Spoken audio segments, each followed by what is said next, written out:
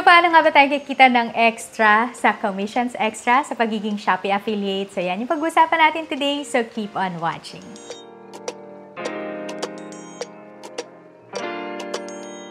Hi everyone, it's Amy Grace and welcome back to my channel. So today, ang pag-uusapan natin ay commissions extra. So ano ba yung commissions extra? Well, kung kayo ay Shopee affiliates, naririnig nyo na ito, or kaya ay palagi nyo nakikita yan sa inyong mga cellphone sa Shopee affiliate program.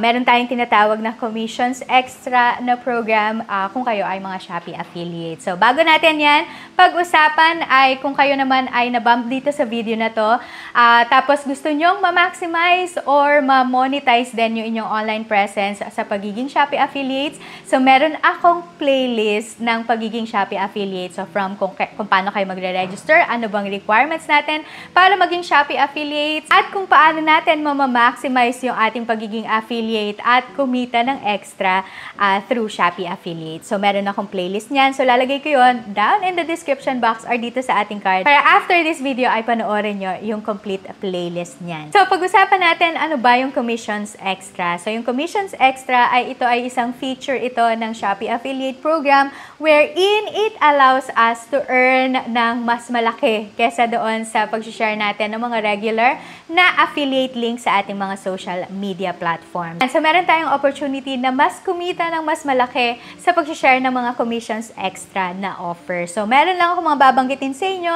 na main benefits ng commissions extra. So, tatlo lang naman ito. So, iyan yung share ko sa inyo. So, number 1 ay higher commissions. Alam nyo ba na kapag ang shinare nyo na affiliate link ay nandoon sila sa commissions extra program, ay makakapag-earn kayo ng up to 50% na commission. Diba? Sobrang laki talaga ng commission na pwede nating makuha kung ito ay nakatag as commissions extra. So, mamaya papakita ko kung paano nyo makikita yung mga nandoon sa commissions extra. So, that's number 1 benefit. So, number 1 benefit pa lang. Benefit na talaga kasi 50% nga yung pwede nating makuha na commission rate. Number 2 ay no commission cap. So, yung iba kasing mga regular na Shopee commissions ay meron itong cap na tinatawag. So, kung halimbawa hanggang saan lang or magkano lang yung pwede nating ma-earn as affiliates or as a Shopee affiliates. Pero kung ito ay nasa commissions extra, wala tayong commission cap. So, ang ibig sabihin nito ay makukuha natin yung full commission rate. Kagaya na nabanggit ko kanina, wherein meron lang itong cap na 40 pesos per order, yung mga regular Shopee commissions. So, pag nasa commissions extra, ay you get the full commission rate. So, wala tayong commission cap sa commissions extra. So, that's number 2 benefit. So, number 3 ay wide range offers. So, ngayon ay meron ng thousands of partners, sellers ang Shopee affiliate program, lalo na doon sa commissions extra, wherein pwede na nga tayong magkaroon ng mas malaking commission rate kung ang ginamit natin ay commissions extra. Yan yung main benefits ng commissions extra. So, di ba napakaganda ng program na to para sa ating mga Shopee affiliates. So, ngayon ay papakita ko sa inyo yung computation ng Shopee or yung regular Shopee commissions and then ng commissions extra para meron lang tayong comparison kung gaano ba kalaki talaga yung ma-earn natin na commission kung ang ginamit natin ay commissions extra. So, lalagay ko sa screen nyo para makita nyo yung difference ng dalawa. So, let's say for example, ang bibili natin ay blouse. Ngayon, pipili lang tayo ng general merchandise or ito yung nandoon sa regular na Shopee commission. So, yung item cost nito is 300 pesos. So, pareho lang naman tong 300 pesos. Yung item cost ng general merchandise or nandun sa regular Shopee commission at sa commissions extra ay 300 pesos.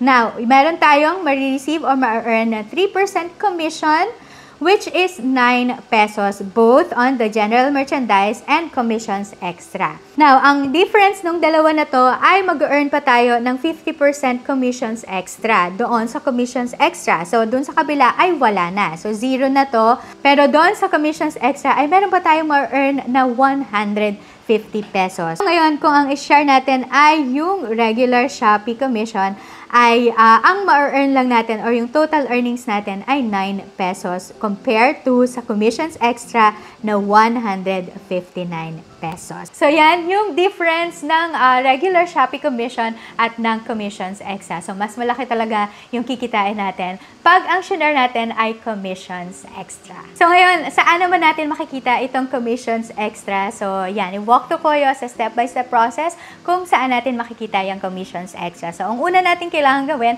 ay i-open natin yung ating Shopee app. So dyan sa ating Shopee app ay meron kayong makikita dyan sa pinaka-bottom part na Me. So i-click nyo lang yung Me.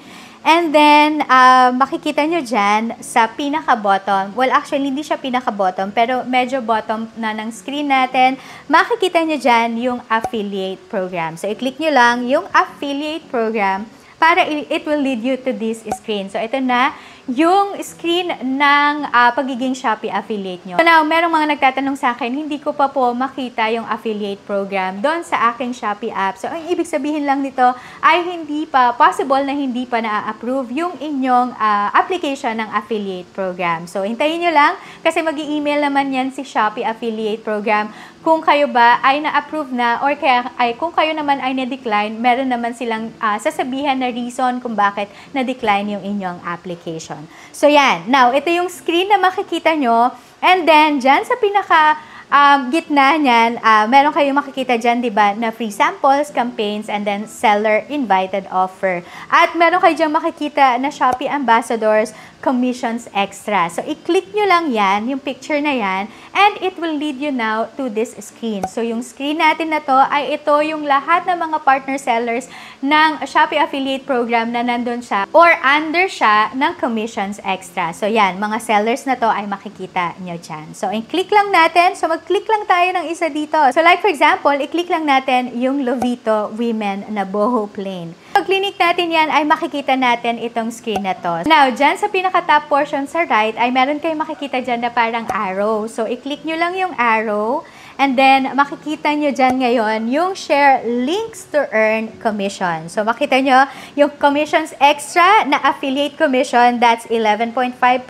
I-click nyo lang yung arrow doon. And then, makikita nyo dyan ngayon itong screen na to. Now, ito ang importante din sa screen na to. So, makikita nyo yung product information dyan and then yung offer detail. Tapos, makikita nyo din dyan yung composition ng commissions nyo. So, like for example, yung channel type kung saan nyo i-share yung affiliate link na to. So, like for example, social media.